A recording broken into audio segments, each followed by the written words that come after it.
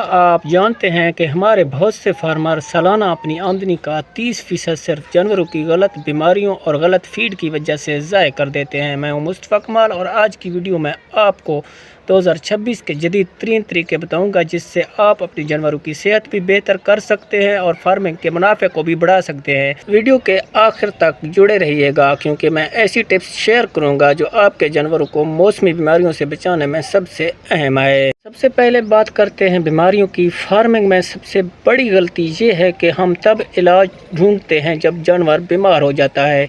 2026 में हमें हिफाजती हिकमत अमली पर काम करना। सबसे पहले बात करते हैं वैक्सीनेशन रिकॉर्ड का। क्या आपके पास अपने फार्म का रिकॉर्ड है? अगर नहीं तो आज से बनाना शुरू कर दें। मुख्तलिफ बीमारियों जैसा कि मुंह और FMD से बचने का वाहिद हल वैक्सीनेशन है।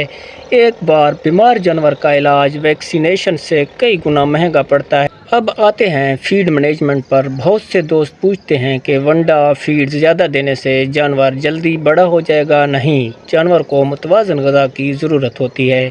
अगर आप कटाई वाला चारा दे रहे हैं तो इसमें प्रोटीन की मिकदार पूरी करना बहुत ज़रूरी है। हम आज ये समझें कि मकामी चारे को इस्तेमाल करके कम खर्च में बेहतर वज़न हासिल कर सकते हैं। ये चीज़ आपके फार्म के मुनाफे को बराह रास्त बढ़ा देगा। चाहते हैं कि आपकी बकरी, भेड़, गाय या भैंस सेहतमंद रहें, तेज़ी से वज़न बढ़ाएं, दूध ज़्यादा दें और बीमारियों से महफूज रहें तो सिर्फ ज़्यादा खुराक देना काफ़ी नहीं है बल्कि मुतवाज़न खुराक देना बहुत ज़रूरी है। खुराक से मुराद ऐसी खुराक जिसमें जानवरों की ज़रूरत के मुताबिक तमाम ग़िज़ाई अज्जा मुनासिब मकदार में मौजूद हों। इन ग़िज़ाई अज्जा में शामिल हैं तवानाई, एनर्जी यानी कि इसके अलावा प्रोटीन है, फाइबर्स है, विटामिन हैं, मिनरल मिक्सचर और साफ़ और ताज़ा पानी भी बहुत ज़रूरी है। एनर्जी जो है जानवर को ताकत देता है, रोज़मर्रा कामों के लिए जिस्म को गर्म रखता है। इसके जो ज़राए हैं एनर्जी के, मकई जो मुख्तलिफ दीगर अनाज के दाने हैं। अब बात करते हैं प्रोटीन जिस्म की नशोनुमा, गोश्त बनाने, दूध की पैदावार के लिए बहुत ज़रूरी है। इसके लिए खल, सोयाबीन और दीगर प्रोटीन वाली ग़िज़ाएँ हैं।